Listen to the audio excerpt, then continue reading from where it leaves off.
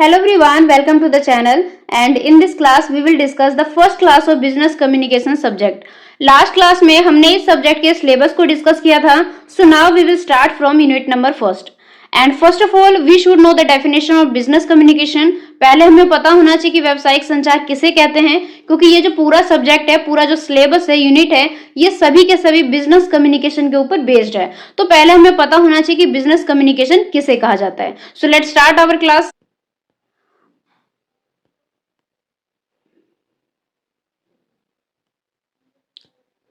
Business communication is the process of sharing information between people within the workplace and outside a company. व्यावसायिक संचार क्या है? इसे सबसे पहले तो एक प्रोसेस माना जाता है, एक प्रक्रिया माना जाता है, जहां पर कंपनी के बाहर जितने भी लोग रहते हैं उन सभी के बीच में और कंपनी के अंदर, मतलब कि कंपनी से जितने भी कांटेक्ट में पर्सन रहते हैं, पीपल रहते हैं, चाहे वो कंपनी के अंदर रहते हो, मतलब कंपनी के अंदर काम करते हो, चाहे वो पर्सन कंपनी से बाहर पाए जाते हो, जब कंपनी को अपने बाहरी और आंतरिक दोनों ही पर्सन के साथ में बातचीत करनी होती है, किसी भी इंफॉर्मेशन को शेयर करना होता है, तो ये पूरा का पूरा एक प्रक्रिया बन जाता है, एक पूरा प्रोसेस बन जाता है, जिसे हम कहते हैं बिजनेस कम्युनिकेशन. यहां तक ये बताया गया है, इसकी डेफिनेशन है. दोबारा से मैं आपको रिपीट कर देती हूँ कि बिजनेस कम्युनिकेशन को एक हम प्रोसेस मानते हैं जिसमें इंफॉर्मेशन को शेयर किया जाता है. किनके साथ में? People with in the work place. एक तो ऐसे पर्सन के साथ में, पीपल के साथ में जो कंपनी के वर्क प्लेस पे पाए जाते हैं, और कौन से पीपल होते हैं? जो आउटसाइड अ कंपनी, मतलब कि जो कंपनी से बाहर पाए जाते हैं. तो ये हो गया बिजनेस कम्युनिकेशन का डेफिनेशन. अब इसके बारे में और डिटेल को जानते हैं. ये जो वर्ड है कम्युनिकेशन, ये कहां से आया? ये भी काफी ज्यादा इंपॉर्टेंट है, क्योंकि जब एग्जाम में आपसे क्वेश्चन पूछा जाता है डायरेक्टली कि व्हाट इज कम्युनिकेशन या फिर व्हाट इज बिजनेस कम्युनिकेशन, संचार क्या है, इस तरीके से, तो वहां पर क्या है कि सबसे ज्यादा मीनिंग को ही डिफाइन करना होता है, क्योंकि उन्होंने आपसे स्पेशली बिजनेस कम्युनिकेशन की डेफिनेशन पूछा है. तो ये आपको बताना काफी ज्यादा जरूरी है कि ये जो वर्ड है कम्युनिकेशन, सबसे पहले ये कहां से आया? ये एक आया है लैटिन भाषा से. आपने देखा होगा कि काफी सारे वर्ड है ऐसे जो कि लैटिन भाषा से या फिर फ्रांस भाषा से आते हैं, इस तरीके से. तो ये जो वर्ड है कम्युनिकेशन, सबसे पहले तो ये लैटिन से आया है, जिसका मतलब क्या है? टू शेयर और मेक कॉमन. टू शेयर का मतलब क्या हो गया? शेयर करना, साझा करना, और मेक कॉमन का मतलब हो गया सामान्य बनाना, कि जो सभी के लिए बराबर है. तो यहां तक क्लियर हो गया. उसके बाद में बात करेंगे यहां से, an organisation function due to the dynamic communication network which links the decision making and its implementation. इसका मतलब है कि कोई भी जो संगठन है, कोई भी जो ऑर्गेनाइजेशन है, वो एक डायनेमिक कम्युनिकेशन नेटवर्क से जुड़ा हुआ रहता है. डायनेमिक का मतलब होता है गतिशील, और गतिशील का मतलब होता है एक ऐसा वातावरण जो स्थिर ना रहता हो, जहां पर बार बार चेंजेस दिखाई देते हैं. कोई भी पर्यावरण स्थिर नहीं होता है, चाहे हम बिजनेस की बात करें, चाहे पर्सनली बात कर लो, कोई भी जो वातावरण है वो स्थिर नहीं रहते, उसमें तरह तरह के चेंजेस आपको दिखाई देंगे. सेम यहाँ पर हम संस्था की बात करें तो वो उनका जो वातावरण पाया जाता है बिजनेस का, वो डायनेमिक पाया जाता है, मतलब कि गतिशील पाया जाता है. तो वहां पर क्या है कि कोई भी जो संस्था है वो गतिशील संचार नेटवर्क से जुड़ा हुआ रहता है, उनके कारण ही वो कार्य करता है, काम करता है. तो जो उनको डिसीजन लेने में और इम्प्लीमेंटेशन, जो मतलब कि उनके जो भी उनकी कार्यवाही है, उन सभी को आपस में जोड़ के रखता है, लिंक करके रखता है. इसके बाद में कह रहे कि इस तरीके से जो मैनेजर के जो फंक्शन हो जाते हैं, जिसे हम बोलते हैं जो प्रबंध के जो कार्य रहते हैं, इसको काफी ज्यादा बेटर करने के लिए, काफी ज्यादा स्मूथली वर्क करने के लिए, बेहतर ढंग से फ्लो उनका जाने के लिए इसको किया जा सकता है, जिससे ज्यादा हमें पता चलता है, क्लियरली स्पष्ट हो जाता है कि जो संस्था के अंदर जो उनके गोल्स है ना, उनकी प्राप्ति होती है. मतलब कि देखो, सिंपल तरीके से कहने का मतलब यहाँ पर यह है कि जो मैनेजर के जो फंक्शन है, जो मैनेजर के द्वारा कंप्लीट किए जाते हैं, यहाँ पर कम्युनिकेशन का बहुत ज्यादा महत्व है. क्यों है? क्योंकि एक स्मूथली, एक क्लियरली जो फ्लो जाता है संचार का, उसके थ्रू ही हमारे गोल्स में क्लैरिटी आती है, हमारे गोल्स को हम आसानी से प्राप्त कर सकते हैं. तो ये सभी क्या है, यहाँ पर बता रहे कि कम्युनिकेशन का कितना ज्यादा महत्व है और वो किस प्रकार से किसी भी संस्था के लिए सहायक होता है. तो ये हो गया पूरा इसका मीनिंग. अब हम बात करते हैं आगे. यहाँ पर देखो कम्युनिकेशन का प्रोसेस दे रखा है, तो अब हम डिस्कस करेंगे कम्युनिकेशन के प्रोसेस को लेकर. कम्युनिकेशन के प्रोसेस में काफी सारे एलिमेंट्स पाए जाते हैं, वन बाय वन सभी को डिस्कस करेंगे. सबसे पहले हम बात करेंगे सेंडर को. सेंडर जिसे हम हिंदी में प्रेषक बोलते हैं, और सिंपल तरीके से समझा जाए तो सेंडर का मतलब होता है मैसेज को सेंड करने वाला पर्सन, जिसे हम कहते हैं सेंडर। तो देखो यहाँ से स्टार्ट करते हैं, हम डिस्कस करते हैं। जो ये सेंडर है वो कौन होता है? सबसे पहले वो तो प्रोसेस को शुरू करता है, मतलब कि जो कम्युनिकेशन का जो प्रोसेस है उसको स्टार्ट करने वाला पर्सन सेंडर होता है। वहीं से जो है जो कम्युनिकेशन का जो प्रोसेस है वो शुरू हो जाता है। जब किसी भी पर्सन को लगता है कि उनको किसी भी तरीके से नीड लगता है, जरूरत लगता है कि वो अपने विचारों को या अपने संदेश को जब किसी दूसरे के साथ में शेयर करना चाहते हैं, संप्रेषित करना चाहते हैं, उनको ऐसा आवश्यकता जो है वो नीड जो है वो महसूस होता है, तो वहां पर क्या है, किस चीज की जरूरत पड़ती है? तो वहां पर जरूरत पड़ती है कम्युनिकेशन की। तो यहाँ पर ये बता रहे कि प्रेषक सबसे पहले क्या करेगा? कम्युनिकेशन प्रोसेस को शुरू करेगा। जब उसे इस बात का महसूस होगा, इस चीज को वो फील करेगा, ही शी कोई भी हो सकता है, जब उसे इस बात की महसूस होगा कि जब वो अपने विचारों को या अपने संदेशों को, अपने थॉट्स को, अपने ओपिनियन को, अपने आइडियाज को, किसी भी चीज को जब वो किसी दूसरे के साथ में शेयर करना चाहता है, so the message is put into words which will be understood by the receiver and sent through a medium available to both the sender and the receiver. और जो संदेश है जो शब्दों में लिखा जाता है, जो वर्ड्स में लिखा जाता है, जो कि प्राप्तकर्ता जो रिसीवर है उसको समझ जाए, और उसी के साथ में जो प्रेषक मतलब कि जो सेंडर और जो रिसीवर है, उन दोनों के बीच में किसके थ्रू भेजा जाएगा? किसी न किसी मीडिया के थ्रू भेजा जाएगा, किसी न किसी मीडियम के थ्रू भेजा जाएगा। मीडियम को भी अभी डिस्कस करेंगे, यहाँ पे हम पहले सेंडर के बारे में जान रहे। तो ये पूरा हो गया सेंडर का मीनिंग। हमने यहाँ से क्या समझा कि सेंडर सबसे पहले प्रोसेस को स्टार्ट करता है। कैसे स्टार्ट करेगा? जब उसको नीड लगेगा कि उसे अपने आइडिया को, थॉट को, विचारों को, किसी भी चीज को किसी दूसरे के साथ में उसको शेयर करना है, और जब वो इस बात को फील करेगा तब वो अपने कम्युनिकेशन प्रोसेस को स्टार्ट करेगा। और जो मैसेज है वो सबसे पहले वर्ड्स के थ्रू जाएगा, जिसकी सहायता से रिसीवर भी समझ जाएगा, और दोनों के बीच में माध्यम के द्वारा किसी न किसी मीडिया के थ्रू आपस में जो मैसेज है उसको शेयर किया जाएगा। ये हो गया पूरा सेंडर के बारे में। Encoding, the sender select the codes और स्ट्रक्चर। यहाँ पर सेंडर के द्वारा ही कोड और संरचना मतलब कि स्ट्रक्चर को सिलेक्ट किया जाता है, मतलब कि मैसेज को रूप को यहाँ पर निर्धारित किया जाता है, सेलेक्ट किया जाता है। यहाँ पर सेंडर ये सोचता है, ये समझता है कि उसे मैसेज को किस रूप में पहुंचाना है, किस तरीके से पहुंचाना है कि रिसीवर को वो आसानी से समझ में आ जाए। This selection depend on the language और communication skill of the sender and the comprehension level of the receiver. यहाँ पर ये इस पार्ट को जब सेलेक्ट किया जाता है सेंडर के द्वारा, तो यहाँ पर सेंडर की जो लैंग्वेज है या फिर जो उसके पास में जो कम्युनिकेशन स्किल है, ये सबसे ज्यादा डिपेंड करती है। और इसके साथ में ही जो एनकोडिंग है वो वर्बल और नॉन वर्बल मतलब कि मौखिक और गैर मौखिक दोनों ही रूप में पाए जाते हैं। नेक्स्ट है मैसेज एंड चैनल, मतलब कि संदेश और माध्यम।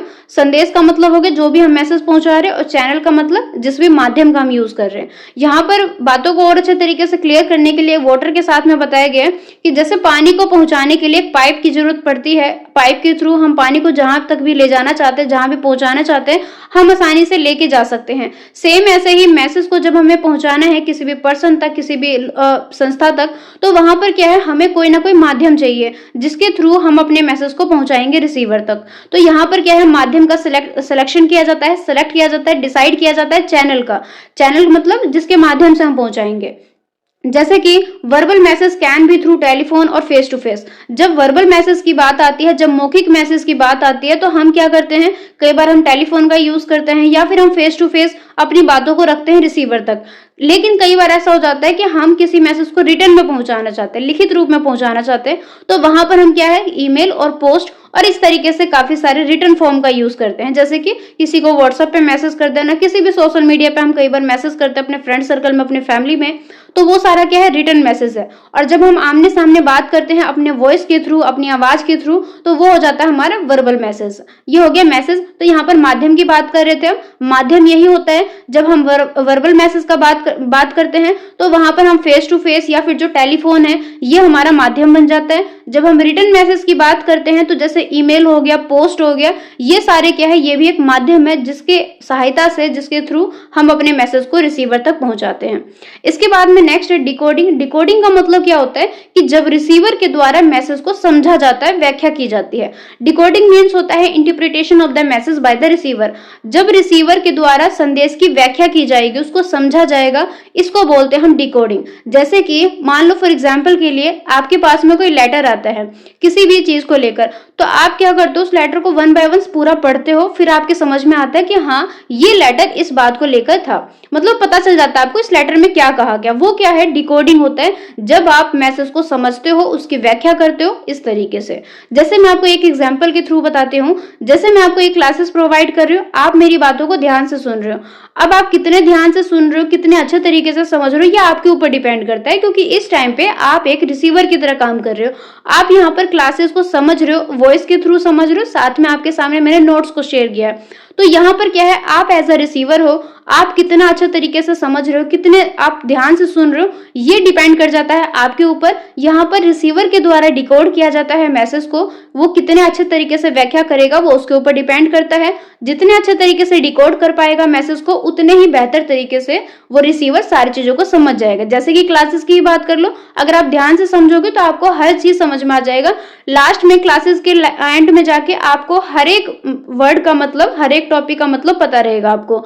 बट अगर एक स्टूडेंट ऐसा है जो कि ध्यान से नहीं सुनता है, तो हो सकता है कि क्लास में उसको काफी सारे डाउट हो सकते हैं, काफी सारी चीजों का मतलब ही नहीं पता रहेगा सुनने के बाद भी। तो ये हो जाता है डिकोडिंग, जहां पर रिसीवर के द्वारा मैसेज को डिकोड किया जाता है अपनी तरीके से उसको समझा जाता है, ये हो जाता है डिकोडिंग। उसके बाद में बात करें कि ये डिपेंड किसके ऊपर करता है, it depends on the clarity of the encoding, comprehension skills and noise free environment for oral message.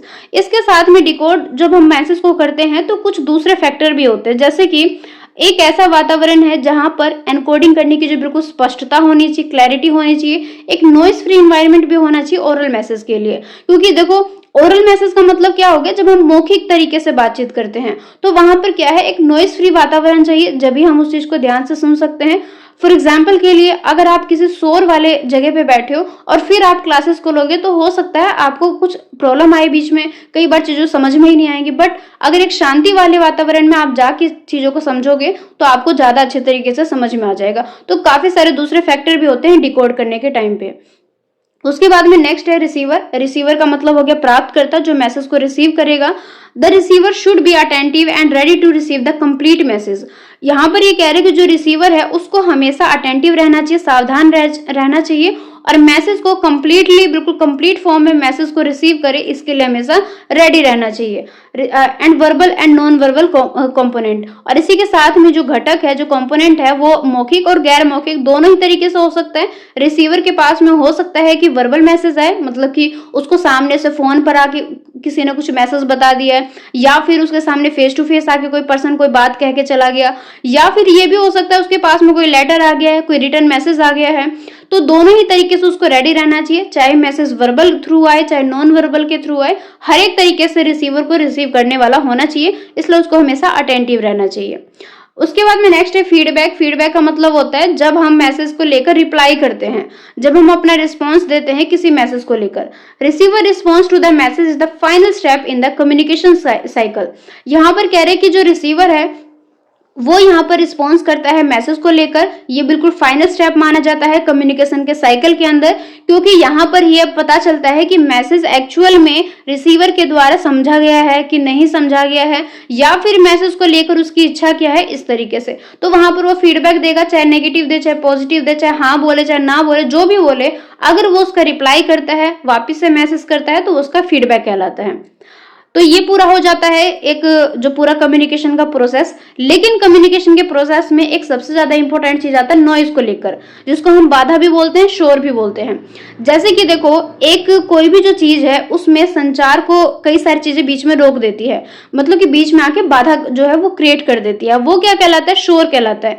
तो कई बार क्या है कि ये जो शोर है ये फिजिकल तरीके से भी हो सकता है, ये साइकोलॉजिकल तरीके से भी हो सकता है, मतलब कि कई तरीके से बाधाएं आ सकती है। सिमेंटिक फैक्टर आ सकते हैं, सिमेंटिक नॉइज हो सकते हैं, साइकोलॉजिकल हो सकता है, या मतलब फिजिकल तरीके से हो सकता है। काफी तरीके के ऐसे बाधाएं आते हैं जो कि मैसेज के अंदर कोई ना कोई प्रॉब्लम को क्रिएट कर देते हैं। तो नॉइज भी एक कम्युनिकेशन के प्रोसेस के अंदर ही आ जाता है। तो जब भी कम्युनिकेशन के प्रोसेस को कंप्लीटली किया जाता है तो नॉइज को भी ध्यान में रखा जाता है कि बीच में कोई भी बैरियर ना आए, बीच में कोई भी बाधा ना आए। एंड इसी के साथ में ये जो पूरा प्रोसेस था कंप्लीट हो चुका है। फंक्शंस ऑफ कम्युनिकेशन, संचार के कार्य, ये नेक्स्ट टॉपिक है जिसमें हम बात करेंगे संचार के कार्य कौन कौन से होते हैं। Communication helps in not only the basic functioning of an organization, it also act as the gel that binds the employees together. यहाँ पर ये कह रहे हैं कि कोई भी जो संचार है वो सिर्फ और सिर्फ किसी भी संस्था में सिर्फ कामकाज में जो एक बुनियादी जो एक बेसिक काम है सिर्फ उसमें हेल्प नहीं करता है, बल्कि जो कम्युनिकेशन है वो संस्था के अंदर एक जेल के रूप में काम करता है। जेल का मतलब है जैसे एक जेल होता है ना, काफी सारी चीजों को रोक के मतलब एक साथ आपस में टुगेदर करके रखती है, सेम वैसे ही जो कम्युनिकेशन का जो कार्य है वो क्या करता है, संस्था के अंदर जितने भी एम्प्लॉयज है, जितने भी कर्मचारी है, उन सभी को बांध के रखता है, मतलब कि उन सभी को जोड़े रखता है एज अ जेल के तौर पर। यहाँ पर हम जब फंक्शन की बात करेंगे तो दो तरीके से डिस्कस करेंगे, एक इंटरनल और एक एक्सटर्नल, दोनों को डिस्कस करेंगे। सबसे पहले हम बात करेंगे कि जो संचार की जो कार्य है वो आंतरिक तौर तरीके से इंटरनली कैसे काम करती है। देखो जब यहाँ पे मैं सारी चीजों को आपको एक्सप्लेन कर देती हूँ। देखो आंतरिक तरीके से क्या करते हैं, कई बार क्या होता है कि कोई भी जो मैसेज है वो संस्था के अंदर पूरे के पूरे डिपार्टमेंट्स के अंदर या जितने भी लेवल्स पाए जाते हैं, तो क्या होता है कि जितने भी लेवल्स है ये जितने भी विभाग है उन सभी में इनफॉर्मल तरीके से मतलब कि अनौपचारिक तरीके से मैसेज को आपस में शेयर किया जाता है। तो यहाँ पर क्या हो जाता है कि आपस में शेयर करने की जो भावना है, जो विश्वास है, वो यहाँ पर कहीं ना कहीं एक तरीके से आपस में डेवलप हो जाती है, ट्रस्ट यहाँ पर क्रिएट होने लग जाता है। इससे क्या होता है कि कर्मचारियों के बीच में जो भी उनका पर्पस है, मतलब कि जो भी उनका उद्देश्य है, एक साझा करने की, चीजों को शेयर करने की, ये यहाँ पर सबसे पहले स्टार्ट होने लग जाता है, विकसित होने लग जाता है। और साथ ही क्या होने लग जाता है, जो मैनेजमेंट है वो इस चीज को लेकर एबल हो जाते हैं, मतलब कि एक तरीके से जो है सुचारू हो जाते हैं और बिल्कुल ओपन तरीके से मैसेज के माध्यम से, मतलब कि संचार के माध्यम से अपनी कोई भी जो उनको योजना बनाना हो या जब भी उनको निर्णय लेने की बारी आती है या जब भी किसी भी तरीके से कोई जिम्मेदारी उनको सौंपना है, मतलब कि कोई भी रिस्पॉन्सिबिलिटीज को देना है या फिर जॉब को हैंडल करना है, काम संभालना है, टीम वर्क है, एक्सेट्रा, इस तरीके से काफी सारे काम रहते हैं। तो इनके बीच में जब हम कम्युनिकेशन के कार्य की बात करते हैं तो ये हेल्प करता है, कैसे करता है, थ्रू स्मूथ और ओपन कम्युनिकेशन। यहाँ पर क्या है कि एक बेहतर तरीके से आपस में कोऑर्डिनेट करने में सक्षम बनाता है, मतलब कि एबल करता है, स्मूथली काम को करता है ओपन कम्युनिकेशन को लेकर। तो इंटरनली ये इस तरीके से वर्क करता है। अब हम बात करेंगे कि जो कम्युनिकेशन है वो बाहरी तरीके से कैसे काम करता है। बाहरी तरीके से देखो, जब communication help to channelise communication between the company and its employees, dealer, supplier, stakeholder, bank, government and other related organisation. यहाँ पर कह रहे हैं कि जब बाहरी तरीके से, बाहरी मतलब क्या, जब कंपनी अपने संस्था से बाहर निकलने वाले, मतलब संस्था से जो बाहर के पर्सन है, जो कंपनी के साथ में जुड़े हुए तो हैं लेकिन वो कंपनी के वर्क प्लेस पे नहीं पाए जाते हैं। जैसे कि कोई कस्टमर कंपनी पे थोड़ी ना हर टाइम बैठा रहेगा, या कोई डीलर है हर टाइम कंपनी में तो नहीं बैठा रहेगा। जो ऐसे व्यक्ति है जो कि कंपनी के साथ में जुड़े हुए तो है लेकिन वो संस्था के बाहर पाए जाते हैं, तो ये सारे क्या है, ये सारे जो पर्सन है वो इनडायरेक्टली तरीके से कंपनी से जुड़े हुए रहते हैं। तो संचार यहाँ पर कैसे हेल्प करता है, जब भी उनको अपने कस्टमर के साथ में, अपने डीलर के साथ में, अपने सप्लायर के साथ में, अपने स्टेक होल्डर के साथ में, इनके साथ में जब भी किसी बातचीत को शेयर करना होता है, किसी इंफॉर्मेशन को शेयर करना होता है, तो वहां पर क्या हेल्प मिल लेता है, कम्युनिकेशन को। तो यहाँ पर कम्युनिकेशन इनके बीच में आपस में बातचीत को बनाए रखने में हेल्प करती है। और सबसे ज्यादा इंपॉर्टेंट चीज यहाँ पर क्या है कि जितने भी संस्था है, जितने भी बिजनेस है, वो सारे डिपेंड करते हैं मार्केटिंग के ऊपर, एडवर्टाइजिंग के ऊपर। तो यहाँ पर क्या होता है, जब भी उनको अपने प्रोडक्ट्स को या अपने सर्विसेज को किसी तक बताना है, पहुंचाना है, सेलिंग को बढ़ाना है, परचेजिंग को बढ़ाना है, तो जब भी उसको लोगों तक पहुंचाना है, कहीं भी प्रचार करवाना है, चाहे कोई भी विज्ञापन हो गया, मार्केटिंग हो गया, तो हर एक जगह क्या काम आता है, सभी जगह जो है कम्युनिकेशन की जो स्ट्रेटेजीज है वही यहाँ पर हेल्प मिलाती है। तो कम्युनिकेशन इस तरीके से हेल्प करते हैं, चाहे आंतरिक तरीके से बात करें, चाहे हम बाहरी बात करें, दोनों ही तरीके से कम्युनिकेशन के जो कार्य है वो हर एक जगह पाए जाते हैं, चाहे हम इंटरनली बात करें, चाहे हम एक्सटर्नली बात करें। टाइप्स ऑफ कम्युनिकेशन, संचार के प्रकार। मेनली देखो, संचार के जो दो प्रकार पाए जाते हैं, फर्स्ट होता है वर्बल, सेकंड होता है नॉन वर्बल। वर्बल का मतलब होता है मौखिक और नॉन वर्बल का मतलब होता है गैर मौखिक। अब हम दोनों को वन बाय वन डिस्कस करते हैं। फर्स्ट है वर्बल कम्युनिकेशन, मतलब कि मौखिक संचार। मौखिक संचार में क्या कहा गया है कि verbal communication is the transactional process of using words to exchange information, ideas, thoughts and feeling with another person। जो वर्बल कम्युनिकेशन है, मतलब कि जो मौखिक संचार है, एक ऐसा ट्रांजैक्शनल प्रोसेस है, एक ऐसा लेन देन करने की प्रक्रिया है जहां पर हम अपने वर्ड्स का यूज करते हैं जब भी हम अपने इंफॉर्मेशन को, आइडियाज को, थॉट को या किसी फीलिंग को किसी दूसरे पर्सन के साथ में एक्सचेंज करना चाहते हैं। तो हमने यहाँ से क्या समझा कि वर्बल कम्युनिकेशन किसे कहा जाता है, जब भी हम किसी भी बात को, जब भी हम शेयर करना चाहते हैं किसी दूसरे पर्सन के साथ में, और जब हम शेयर वर्ड्स के थ्रू करते हैं, अपने वॉइस के थ्रू करते हैं, उसको हम कहते हैं वर्बल कम्युनिकेशन, जिसे हम हिंदी में मौखिक संचार कहते हैं। ये तो हो गया वर्बल कम्युनिकेशन की डेफिनेशन। अब देखो वर्बल जो है मौखिक संचार, इसके भी दो प्रकार पाए जाते हैं। फर्स्ट है ओरल और सेकंड है रिटन। ओरल का मतलब क्या हो गया, अभी हम इसको भी डिस्कस करेंगे। यहाँ पर आप याद रखना है इस चीज को कि यहाँ पर हमने क्या समझा स्टार्टिंग में, टाइप्स ऑफ कम्युनिकेशन में, कि दो प्रकार के पाए जाते हैं। फर्स्ट होता है वर्बल, सेकंड होता है नॉन वर्बल। और जब हम वर्बल को डिफाइन करते हैं तो इसके भी दो प्रकार पाए जाते हैं, एक होता है ओरल, सेकंड होता है रिटन। अब हम पहले ओरल को डिस्कस कर लेते हैं कि ओरल क्या है। ओरल कम्युनिकेशन क्या है कि इसमें हम कम्युनिकेट करते हैं विद स्पोकन वर्ड्स। इसमें हम क्या करते हैं कि जब भी हमें संचार करना हो, जब भी हमें कोई बातचीत को आपस में शेयर करना हो, तो हम यहाँ पर अपने वर्ड्स का यूज़ करते हैं, मतलब कि वॉइस का यूज़ करते हैं। जैसे कि मैं अभी आपको क्लासेस प्रोवाइड कर रही हूँ, तो ये ओरल कम्युनिकेशन का एक एग्जाम्पल है, जहाँ पर मैं वर्ड्स का यूज़ करके, अपनी वॉइस का यूज़ करके आपको समझा रही हूँ, ना कि मैं कोई चीज़ को आपको टाइप करके बता रही हूँ। यहाँ पर हम PDF की हेल्प ले रहे हैं, बट आपको जो एक्सप्लेनेशन है वो आपको वॉइस के थ्रू मिल रही है। तो ये हो जाता है ओरल कम्युनिकेशन, जहाँ पर हम अपने वर्ड्स का यूज़ करते हैं। और इसको सबसे ज़्यादा यूज़ में लाया जाता है क्योंकि इसके काफ़ी सारे बेनिफिट है, काफ़ी सारे आसान चीज़ें हैं। इसको डिस्कस कर लेते हैं। फर्स्ट पॉइंट में कहा गया है कि जो मौखिक संचार में जो ओरल है, इसकी गति बहुत ज़्यादा पाई जाती है, मतलब कि ग्रेटर स्पीड पाई जाती है। और यहाँ पर क्या है, सेंडर जो है इमीडिएट रिस्पॉन्स ले सकता है, तुरंत ही फीडबैक ले सकता है, और अगर उसे ज़रूरत लगता है क्लैरिफिकेशन की, अगर ज़रूरत है तो वहाँ पर उसको डिस्कस किया जा सकता है, क्लैरिफिकेशन लिया जा सकता है किसी भी बातचीत को लेकर। तो एक तो बेनिफिट ये हो जाता है कि हम तुरंत ही अपनी बात को कह सकते हैं और हम तुरंत रिस्पॉन्स ले सकते हैं, फीडबैक ले सकते हैं। जैसे कि फॉर एग्जाम्पल के लिए आप अपने फ्रेंड के साथ में कोई बातचीत करना चाहते हो, किसी चीज़ के लिए हाँ या ना सुनना है, तो आप क्या बताओगे, तुरंत अपने फ्रेंड को बताओगे, हाँ या ना जो भी सुना आप तुरंत ही उससे सुन सकते हो। मैसेज में भी किया जा सकता है, बट कहीं ना कहीं ओरल कम्युनिकेशन का इसका बेनिफिट है। रिटर्न में क्या है, हमने मैसेज कर दिया, जरूरी तो नहीं कि हमारा फ्रेंड तुरंत ही रिस्पॉन्स करे, लेकिन ओरल कम्युनिकेशन में ऐसा पॉसिबल है, अगर वो हमारे सामने है तो हम उनसे तुरंत ही फीडबैक ले सकते हैं। तो एक तो बेनिफिट ये हो जाता है। सेकंड पॉइंट में कहा गया है कि ये सबसे ज़्यादा प्रेरक वाली चीज़ हो जाती है, क्योंकि कई बार क्या हो जाता है कि जब हम किसी भी चीज़ को फेस टू फेस डिस्कस करते हैं, मतलब कि फेस टू फेस डिस्कस करने वाला सिचुएशन आता है जब the speaker can use suitable non verbal elements like tone, stress, even suitable gesture and expressions. कई बार क्या हो जाता है कि जब हम जिसके साथ में बातचीत कर रहे हैं तो वहाँ पर काफ़ी सारे एलिमेंट्स को यूज़ किया जाता है। जैसे टोन का, हमें कहाँ पर बिल्कुल स्लो में आवाज़ में, मतलब कि कम धीमी आवाज़ में बातचीत करनी है, कहाँ पर हम अपने वॉइस को हमें लाउड रखना है, कहाँ पर हम अपने एक्सप्रेशन का यूज़ कर सकते हैं, कहाँ पर नहीं, मतलब कि आप एट अ टाइम पे ये चीज़ को आप डिफाइन कर सकते हो। जैसे आप देखोगे कई सारे पर्सन ऐसे भी होते हैं जो कि हर एक नॉर्मल से नॉर्मल बात में भी काफ़ी ज़्यादा मतलब कि एक्सप्रेशन चेंज करते हैं, या उनके गेस्चर हो गया, टोन को लेकर। तो यहाँ पर क्या है कि यहाँ पर अपने हिसाब से, मतलब कि अपने सुटेबिलिटी के हिसाब से, अपने जो भी हमें सुटेबल लग रहा है नॉन वर्बल एलिमेंट्स, तो हम टाइम के हिसाब से इन सारी चीज़ों को चेंज कर सकते हैं। जैसे कि आप देखोगे अगर कोई क्लास चल रही है, मान लो कोई टीचर है पढ़ा रही है, तो वो अपने टोन को काफ़ी ज़्यादा लाउडली बात करेंगे। बट अगर उनको, लेकिन एक नॉर्मल अगर हम बातचीत करें अपने फैमिली में, अपने फ्रेंड के साथ में, तो हम क्या करते हैं, अपने टोन को कम रखते हैं। तो ये हो जाता है कि हम देख लेते हैं कहाँ पर हमें किस एलिमेंट का यूज़ करना है, नॉन वर्बल का। तो ये एक तो बेनिफिट ये हो जाता है।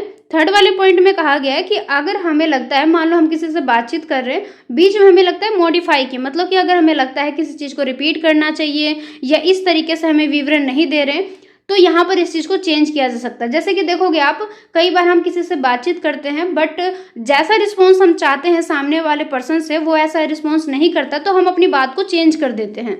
तो वो क्या हुआ, ये एक तरीके से हम एट अ टाइम पे ही अपनी जो एक रिएक्शन है उसको हम चेंज कर सकते हैं। तो ये पॉसिबल कब है, ये ओरल में ही पॉसिबल है। रिटर्न में तो हमें पता ही नहीं चल पाएगा कि सामने वाला पर्सन का एक्सप्रेशन कैसा है या वो रिस्पॉन्स किस तरीके से दे रहा है। तो ये ओरल का एक बेनिफिट हो जाता है, जहाँ पर हम रिस्पॉन्स को तुरंत ही देख सकते हैं और अपने रिएक्शन को भी चेंज कर सकते हैं। तो इस वाले पॉइंट में यही कहा गया है कि कोई भी जानकारी अगर लगता है हमें रिपीट करना चाहिए, या फिर इस तरीके से डिटेल हमें नहीं देना चाहिए, या फिर जो सुनने वाला जो पर्सन है, जो लिसनर है, उसकी जो हम रिएक्शन को देखेंगे, तो हम क्या कर सकते हैं, तुरंत के तुरंत अपनी इन्फॉर्मेशन में, या जो भी हम डिटेल नहीं देना चाहते, जो भी हम नहीं कहना चाहते, हम अपने जो बातचीत है उसमें हम चेंज ला सकते हैं। मतलब एट ए टाइम पे हम रिस्पॉन्स को देख के भी अपनी बात को बदल सकते हैं। जैसे मैं आपको एग्जांपल बताऊं, मान लो मम्मी से कोई परमिशन लेनी है, हम जाके सीधा बोल देते हैं, बट मम्मी के एक्सप्रेशन से लगता है कि नहीं, इस बात पे तो हमें ना ही सुनने वाला, तो हम क्या कर देते हैं, बातों को घुमा देते हैं और हम कहीं ना कहीं उस बात को बताते ही नहीं है जो एक्चुअल में हमें बताना था। तो ये एक इसका अच्छा एग्जाम्पल है। आप एग्जाम्पल बता सकते हो अगर आपको कुछ पता है तो। और इसके बाद में नेक्स्ट में बात कर रहे हैं कि सोशली क्या होता है कि सामाजिक तौर पर ओरल कम्युनिकेशन अलाउ करता है कि group of people to interact and bond with each other, कि जैसे कि सामाजिक रूप से अगर मौखिक संचार हो रहा है तो वहां पर क्या कर सकते हैं, ग्रुप में एक दूसरे के साथ में बातचीत कर सकते हैं और आपस में जो एक बॉन्ड है एक दूसरे के प्रति उसको हम यहाँ पर लेके आ सकते हैं। मतलब कि आपस में ग्रुप में बैठ के बातचीत हो सकती है, ये ओरल में ऐसा पॉसिबल है। ये हो जाता पूरे ओरल कम्युनिकेशन के बेनिफिट या फिर ओरल कम्युनिकेशन के फायदे, जिसके कारण जिसके वजह से ही ओरल को ज़्यादा मतलब कि ज़्यादा से ज़्यादा क्लियर माना जाता है, ज़्यादा यूज़ में लाया जाता है। नेक्स्ट है फिर रिटर्न कम्युनिकेशन, जिसे हम लिखित संचार कहते हैं। एनी रिटर्न मैसेज दैट 2 और more person people exchange. Return जो लिखित संदेश है इसमें हम क्या करते हैं, 2 या 2 से ज़्यादा पर्सन के साथ में जब भी हम अपने मैसेज को राइट करके एक्सचेंज करते हैं, that is called return communication. No organisation can function without return communication. कोई भी जो संस्था है रिटर्न कम्युनिकेशन के विदाउट में वर्क नहीं कर सकता है, क्योंकि जो संस्था है वो एक कैसा प्लेस है, एक प्रोफेशनल प्लेस है जहाँ पर रिटर्न को ज़्यादा से ज़्यादा यूज़ में लाया जाएगा। ओरल के ज़्यादा से ज़्यादा बेनिफिट है, लेकिन अगर हम बात करें प्रोफेशनली की किसी वर्क प्लेस की, तो वहाँ पर क्या है, रिटर्न को ज़्यादा महत्व दिया जाता है, क्योंकि रिटर्न क्या है, एक डॉक्यूमेंट्स बन जाता है, एक मतलब कि एक कहीं ना कहीं वो एक प्रूफ के तौर पर बन जाता है, तो उसको ज़्यादा यूज़ में लाया जाता है। और इस तरीके से जो रिटर्न मैसेज है वो किसी भी संस्था के लिए एक डेली यूज़ वाली चीज़ें बन जाती है, जिसे यूज़ में लाया जाता है। अब देखो इसके भी काफ़ी सारे बेनिफिट हैं। फर्स्ट वाले पॉइंट में कहा गया, it can be altered, edited and corrected as per requirement. हम अपनी ज़रूरत के अनुसार, अपनी आवश्यकता के अनुसार किसी भी चीज़ को बदल सकते हैं, ठीक कर सकते हैं, संपादित कर सकते हैं। तो इसका एक बेनिफिट हो जाता है। मान लो हमने किसी मैसेज को टाइप कर लिया, फिर हमें 1 सेकंड में ही पता चलता है कि नहीं, इस चीज़ को नहीं कहना चाहिए था, या फिर ये चीज़ हमने गलत टाइप कर दिया, मतलब गलत कह दिया, तो हम उसको तुरंत ही ठीक कर सकते हैं। एक बेनिफिट ये हो जाता है, मान लो हमने किसी को लेटर भी लिखा और बाद में हमें थोड़े ही सेकंड में लगता है कि नहीं, इस लेटर में इस तरीके से नहीं कहना चाहिए था, तो हम क्या कर सकते हैं, उसको ठीक कर सकते हैं। बट ओरल में अगर हमने एक बार बोल दिया तो सामने वाला पर्सन तो सुन ही लेगा, अब बदलने का क्या फ़ायदा। तो ये हो जाता है एक बेनिफिट, हम इसको तुरंत ही ठीक कर सकते हैं। सेकंड वाले पॉइंट में कहा गया है कि इसमें ज़्यादा से ज़्यादा एक्यूरेसी पाई जाती है, विश्वास पाई जाती है। मतलब कि यहाँ पर जो एक्यूरेसी जो है वो सबसे ज़्यादा पाई जाती है, क्योंकि जानकारी में हम किसी भी तरीके से वेरीफाई कर सकते हैं। मतलब कि अगर हमें लगता है कि जानकारी में कहीं ना कहीं कोई गलती है तो हम चेक कर सकते हैं, जो भी जिस भी तरीके से किया जाए उस चीज़ को लेकर किया जा सके हम उसको कर सकते हैं। तो ये भी इसका बेनिफिट हो जाता है। थर्ड वाले पॉइंट में कहा गया है कि इन्फॉर्मेशन जो है वो रिसर्च के ऊपर बेस्ड रहते हैं और प्रॉपर्ली बिल्कुल ऑर्गेनाइज्ड मैनर में रहते हैं। तो एक बेनिफिट इसका ये भी हो जाता है। इसके बाद में नेक्स्ट में कहा गया कि रिटर्न कम्युनिकेशन के कुछ नुकसान भी है, लेकिन इसमें क्या हो जाता है कि ज़्यादा से ज़्यादा कागज़ वाली चीज़ें बढ़ जाती है। मतलब कि हम किसी संस्था की बात करें, किसी वर्क प्लेस की बात करें, तो वहाँ पर सारी चीज़ों को लिख कर बताया जाएगा, तो उससे क्या है कि थोड़ा टाइम भी वेस्ट होगा, कागज़ पे ज़्यादा चीज़ों को यूज़ में लाया जाएगा तो कागज़ की भी खपत ज़्यादा होगी। तो इसके क्या हो जाता है, थोड़े से इसके डिसएडवांटेजेस हो जाते हैं। लेकिन जो रिटर्न कम्युनिकेशन है इसके बेनिफिट इतने ज़्यादा है, इसके ड्रॉबैक को फिर ध्यान में नहीं रखा जाता है। क्योंकि मैंने आपको स्टार्टिंग में भी कहा, प्रोफेशनल जो प्लेस होता है जहाँ पर हम एज अ मतलब कि स्कूल कॉलेजेस या जॉब वाली चीज़ें, वहाँ पर प्रोफेशनल चीज़ किया जाता है, प्रोफेशनली वर्क किया जाता है, तो वहाँ पर क्या है, रिटर्न को ही ज़्यादा महत्व दिया जाता है। तो उसका महत्व इतना ज़्यादा है, उसका इंपॉर्टेंस इतना है कि उसके ड्रॉबैक पर फिर इतना ध्यान नहीं दिया जाता है। क्योंकि ड्रॉबैक को हम ठीक भी तो कर सकते हैं ना, मान लो कोई कमी है या कोई भी गलती हो रही है या कोई भी उसके डिसएडवांटेजेस है, तो उसको हम ठीक भी तो कर सकते हैं ना, क्योंकि इसके बेनिफिट इतने ज़्यादा है तो यूज़ में तो लाया ही जाएगा। अब यहाँ पर हम कुछ बात करेंगे कि किसी भी संस्था के अंदर जो रिटर्न कम्युनिकेशन का यूज़ किया जाता है तो उसको हम और ज़्यादा बेहतर कैसे बना सकते हैं। You can use the following tips to improve your skills. मतलब स्किल्स को भी अच्छा करने के लिए, और अगर हमें लगता है कि किस तरीके से और ज़्यादा बेटर किया जा सकता है। फर्स्ट वाले पॉइंट में कहा गया, keep your language simple, specific and direct by return commonly used words. First वाले पॉइंट में कहा गया कि आमतौर पर हमें क्या करना चाहिए कि एक तो अपने शब्दों को लिखकर अपनी भाषा को सबसे ज़्यादा सिंपल सिंपल रखना चाहिए, स्पेसिफिक मतलब कि विशिष्ट रखना चाहिए, और डायरेक्ट मतलब कि प्रत्यक्ष तौर पर डायरेक्टली हमें बोलना चाहिए। मतलब जो भी हमें बोलना है हमें साफ तरीके से बोलना है। ऐसे वर्ड्स नहीं बोलना जिससे सामने वाला पर्सन कंफ्यूज हो जाए या फिर उसको समझ ही ना आए कि हम क्या कहना चाहते हैं। तो हमें अपने लैंग्वेज को बहुत ज़्यादा सिंपल रखना है। सेकेंड पॉइंट में कहा गया कि do not give excess information, कि हमें क्या करना है कि अपने इन्फॉर्मेशन को बहुत ज़्यादा ही नहीं देना, बहुत कम भी नहीं देना, बहुत ज़्यादा भी नहीं देना।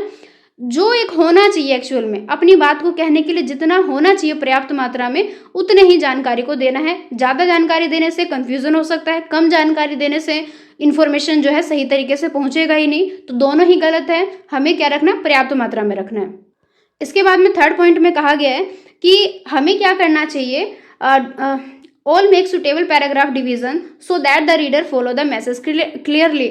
हमें क्या करना चाहिए कि जब हम अपनी बातों को राइट करके करते हैं, रिटर्न मैसेज में पहुंचाते हैं, तो हमें ये रखना चाहिए कि अपने पैराग्राफ को डिवाइड करके चलना चाहिए, डिवीजन कर देना चाहिए। उससे क्या होगा कि हमारा जो मैसेज है वो ज़्यादा ज़्यादा क्लियर दिखाई देगा। उसके बाद में नेक्स्ट में कह रहा है कि always check your document for any error और मिस इन्फॉर्मेशन।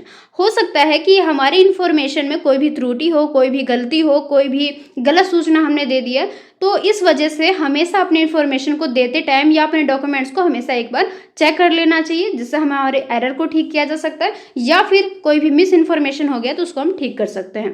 इसके बाद में नेक्स्ट में कह रहे हैं कि तो जो ग्रामर है, जो व्याकरण है, वो हमेशा ठीक रखना चाहिए और हमेशा यूज़ करना चाहिए कि हमारा जो टोन है, हमारा जो बोलने का जो तरीका है, वो ज़्यादा से ज़्यादा पोलाइट होना चाहिए, काफ़ी ज़्यादा विनम्र तरीके से बातचीत करनी है। ऐसा नहीं कि हमारे सामने वाले पर्सन के सामने हमारी इमेज डाउन हो जाए या फिर उसको ऐसा फील हो कि नहीं ये तो बहुत ज़्यादा एटीट्यूड में बात कर रहा है, तो उस तरीके से नहीं रखना, अपनी टोन को काफ़ी ज़्यादा पोलाइट रखना है। तो ये सारी क्या है, ये सारे स्किल है जिसके हेल्प से हम अपनी पर्सनैलिटी को भी और अपने दोनों की ही जो इमेज को काफ़ी ज़्यादा बेटर कर सकते हैं।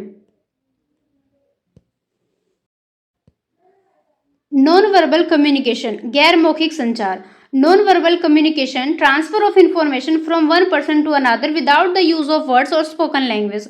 गैर मौखिक संचार क्या है, यहाँ पर हम अपनी इंफॉर्मेशन को जब एक पर्सन से दूसरे पर्सन के साथ में शेयर करते हैं तो without the use of words और स्पोकन लैंग्वेज, ना तो हम किसी वर्ड्स का यूज करते हैं ना हम किसी लैंग्वेज का यूज करते हैं, मतलब कि बिना अपने वर्ड्स का यूज करें, बिना अपनी वॉइस का यूज करें, बिना किसी लैंग्वेज का यूज करें, फिर भी हमारी जो संचार है वो जारी रहती है। इसे कहते हैं गैर मौखिक संचार। अब किस तरीके से जारी रहती है उसको डिस्कस करते हैं।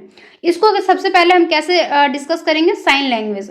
कुछ ऐसे साइन होते हैं, कुछ ऐसी चीजें रहती है जहां पर ना तो कोई पर्सन हमसे कुछ कहता है ना हम किसी पर्सन को कुछ कहते हैं, बट साइन को ही देख के हम काफी कुछ समझ जाते हैं, यही होता है साइन लैंग्वेज। जैसे कि ट्रैफिक सिग्नल पे आप देखोगे जब उनके जो लाइट चेंज होती रहती है, जैसे कि रेड लाइट आ गया, आपको खुद ही पता चल जाएगा कि red light I, it means आपको रुकना है। आपको ना तो कोई कुछ कहता है रोकने के लिए, ना आप खुद से किसी को कुछ कहते हो, बट जैसे ही रेड लाइट दिखता है हमें पता चल जाता है कि हमें यहाँ पर रुकना है। वो क्या है, वो एक सिग्नल ही तो है जो कि आपको काफी कुछ मैसेज दे रहा है। जेब्रा क्रॉसिंग पे भी ऐसे ही आपको पता चल जाएगा कब आपको रुकना है, कब नहीं रुकना है। काफी तरीके के साइन बोर्ड लगे रहते हैं, जैसे आप रोड पे चलोगे, गाड़ी चलाओगे, तो आपको कई सारे रोड पे ऐसे साइन लगे रहेंगे कि वहां पर इतने स्पीड से ही आप गाड़ी चलाओ। वो सारी क्या है, वो सारे साइन होते हैं जो कि आपको कुछ ना कुछ कहते हैं, बताते हैं।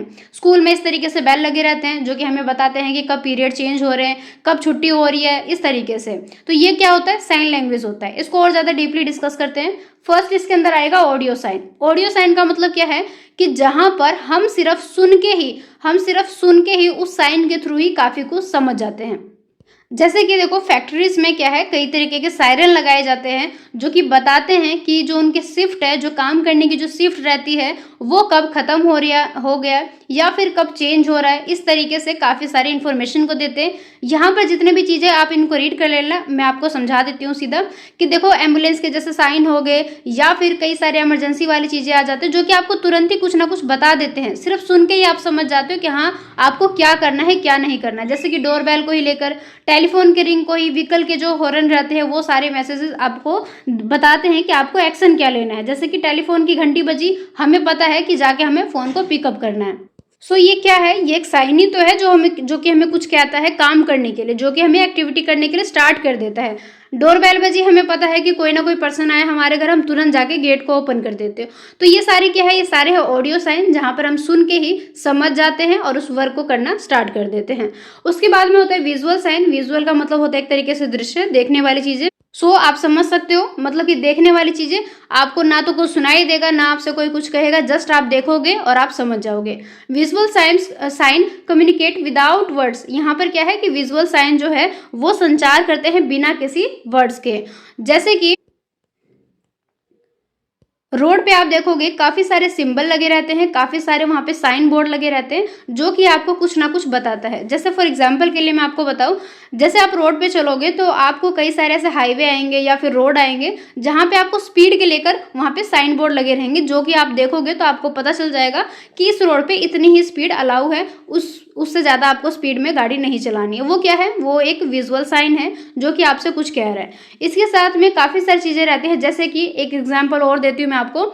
जैसे आप रोड पे देखोगे, फॉर एग्जांपल के लिए आपको पेट्रोल पंप पे जाना है और आपको नहीं पता कि आसपास में कहाँ है, तो आप जब चलोगे आपको रोड पे ही कई सारे बोर्ड दिखाई देंगे, जिस पे क्या है, पेट्रोल पंप का एक पिक्चर सा लगा रहेगा, जिससे आप समझ जाओगे कि हाँ यहीं पे पेट्रोल पंप है। उसके साथ में नीचे लिखा भी रहेगा कि कितने किलोमीटर दूर है। तो उससे आप क्या करोगे, उसको देखोगे, उस बोर्ड को, आपको पता चल जाएगा कि इतने दूर में ही, इतने ही पास में जो पेट्रोल पंप है। इस तरीके से जैसे रेस्ट रूम हो गया, होटल होते हैं बीच बीच में, तो उन होटल के बारे में भी बीच में साइन बोर्ड लगा दिए जाते हैं कि इस आसपास में या फिर इतने किलोमीटर में काफी सारे होटल है, रेस्ट रूम है, पेट्रोल पंप है। वो सारे होते हैं विजुअल साइन, जहां पे बोर्ड को सिर्फ आपको देखना होता है और आप समझ जाते हो कि यहाँ पर आपको क्या करना है, क्या नहीं करना। आपको काफी सारी डिटेल मिल जाती है, इंफॉर्मेशन मिल जाती है। ये होता है हमारा विजुअल। ऑडियो विजुअल, अब इसमें क्या है कि मैसेज को जब भी बताया जाता है, किसी इन्फॉर्मेशन को बताया जाता है, तो ऑडियो और विजुअल दोनों का ही यहाँ पर कॉम्बिनेशन पाया जाता है। फॉर एग्जांपल के लिए यहाँ पे देखो बताया भी गया है कि all message, information and advertisement on TV and the internet, presentation etcetera और मल्टीमीडिया। जैसे कि आप देखोगे कि कई सारे ऐसे इन्फॉर्मेशन रहते हैं या फिर कई सारे मैसेजेस रहते हैं। कई बार हमारे टीवी पे या फिर हम अपने फ़ोन में, लैपटॉप में, जिसका भी यूज़ कर रहे हैं, उस पर कई बार बार बीच में ऐड आते हैं, मतलब कि प्रचार आते हैं, विज्ञापन आते हैं। तो वहाँ पर क्या है, एक विज्ञापन का एग्जाम्पल ले लेते हैं। जब ऐड आता है तो वो क्या है, किस फॉर्म में हमें बताते हैं, ऑडियो और विजुअल दोनों का ही यूज़ करते हैं। मतलब कि जैसे कोई भी प्रचार आ रहा है, मान लो हमारे टीवी पे ही आ रहा है, हम कुछ देख रहे हैं और बीच में कोई भी ऐड आ रहा है, तो वो ऐड में क्या बताएंगे, किसी भी प्रोडक्ट के बारे में हमें दिखावट, मतलब कि दिखाई भी चीज़ देगा कि वो प्रोडक्ट है क्या, कैसे यूज़ करना है, किस तरीके से, और साथ में सुनाई भी देगा। जो भी पर्सन उसका ऐड करेगा उसके बारे में इंफॉर्मेशन को हमें बोल के भी बताएगा। तो वहाँ पर क्या है, ऑडियो भी है, मतलब हमें सुनाई भी दे रहा है, विजुअल मतलब हमें दिखाई भी दे रहा है। तो कोई भी ऐसा मैसेज है, कोई भी ऐसा इन्फॉर्मेशन है जिसमें हमें सुनाई भी देता है, हमें दिखाई भी देता है, तो वो हो जाता है हमारा ऑडियो विजुअल दोनों के तरीके से। ये सबसे ज़्यादा मोस्ट पॉपुलर है मैसेज को पहुंचाने का, क्योंकि यहाँ से मैसेज काफ़ी डीपली तरीके से और इमीडिएट इन्फ्लुएंस किया जा सकता है, तो इसको ज़्यादा मोस्ट पॉपुलर माना जाता है। और बिजनेस पर्पज़ के लिए इसको बहुत ज़्यादा यूज़ किया जाता है, क्योंकि अगर हम मॉडर्न टेक्नोलॉजी की बात करें इसको लेकर, तो इस मीडियम को सबसे ज़्यादा सुटेबल माना जाता है, अच्छा माना जाता है। मतलब कि इसके थ्रू मैसेज को या फिर इन्फॉर्मेशन को पहुंचाना ज़्यादा आसान हो जाता है। इससे क्या हो जाता है कि यहाँ से हम improving way of reaching out to potential customer and client as also the general public. यहाँ से क्या है कि जो हमारे कस्टमर है, जो हमारे क्लाइंट्स तक है, उनको आसानी से हम पहुँचा सकते हैं, इंप्रूव कर सकते हैं अपने वे को उनके तक पहुँचने का, इस तरीके से। तो इसके काफ़ी सारे बेनिफिट है, क्योंकि देखो ऑडियो में सिर्फ सुनाई देगा, दिखाई नहीं देगा। विजुअल में सिर्फ मैसेज दिखाई देगा, सुनाई नहीं देगा। लेकिन ऑडियो विजुअल में दोनों ही हो जाता है, हमें सुनाई भी देता है, दिखाई भी देता है, तो ज़्यादा अच्छा हो जाता है। एक तरीके से जो इन्फॉर्मेशन है वो साफ तरीके से बताया जा सकता है किसी भी पर्सन को। इसके बाद में यहाँ से स्टार्ट है काइनेसिक्स बॉडी लैंग्वेज। ये जो टॉपिक है ना, this is the most important topic of this unit. यहाँ से क्या है, ये मोस्ट इंपॉर्टेंट क्यों है, क्योंकि देखो ये जो वर्ड्स है काइनेसिक्स, इसके साथ में हिंट में दे रखा है बॉडी लैंग्वेज। इस वर्ड को देख के आप थोड़ा सा आइडिया लगा सकते हो कि ये जो टॉपिक है वो किससे रिलेट करता है। बट अगर हम बॉडी लैंग्वेज को हटा दें तो यहाँ पर बचता है काइनेसिक्स। इसको पढ़ के आपको आइडिया नहीं लगेगा अगर आप फर्स्ट टाइम पढ़ रहे हो तो। अगर आपने पहले पढ़ा होगा तो आपको पता ही होगा, बट अगर कोई भी स्टूडेंट अगर इसको फर्स्ट टाइम पढ़ता है, देखता है, तो उसे आइडिया नहीं लग पाएगा कि एक्चुअल में ये वर्ड किससे रिलेट करता है, काइनेसिक्स। ऐसे हम कई सारे वर्ड्स को डिस्कस करेंगे, तो ये मोस्ट इंपॉर्टेंट हो जाते हैं। और कई बार क्या हो जाता है कि इनके मीनिंग नहीं पता रहता है, इस वजह से ये जो सब्जेक्ट है बिजनेस कम्युनिकेशन का या फिर संचार को लेकर कोई भी सब्जेक्ट हो, तो उन सभी में आपको यही सारे वर्ड्स रिपीट करके दिखाई देंगे। तो अगर एक बार आप सही तरीके से समझ लोगे तो आपको दोबारा से कभी भी पढ़ने लिखने की, कभी समझने की नीड नहीं पड़ेगी। तो आप इस टॉपिक को यहाँ से ध्यान से सुनना, बिल्कुल मोस्ट इंपॉर्टेंट है। तो इस वजह से यहाँ से जितने भी टॉपिक है आगे के, इन सभी को हम अपने पार्ट 2 की क्लास में डिस्कस करेंगे। क्योंकि इस वीडियो में बस इतना ही डिस्कस कर लेते, ज़्यादा लेंथी हो जाएगा। तो हम इन सारी चीज़ों को अच्छे तरीके से, बिल्कुल डीपली तरीके से समझेंगे पार्ट 2 की क्लास में। सो इस वीडियो में बस इतना ही। If you like the video then please do like and share and also subscribe our YouTube channel for more videos. और इसकी जो PDF है ये आपको टेलीग्राम पर मिल जाएगा, तो आप वहाँ से जाके उसको डाउनलोड जरूर से कर लेना। और नेक्स्ट क्लास में हम यहाँ से डिस्कस करेंगे बहुत ही अच्छे तरीके से, जिससे आपको एक बार में ही सारे वर्ड्स की मीनिंग क्लियर हो जाएंगे। तो आप सेकंड वीडियो में जरूर से, मतलब कि पार्ट 2 की क्लास में जरूर से जुड़ना। I hope you like the video. If you like the video then please do like and share और लाइक जरूर से करना। इस वीडियो में बस इतना ही। Thank you so much. Thanks for watching.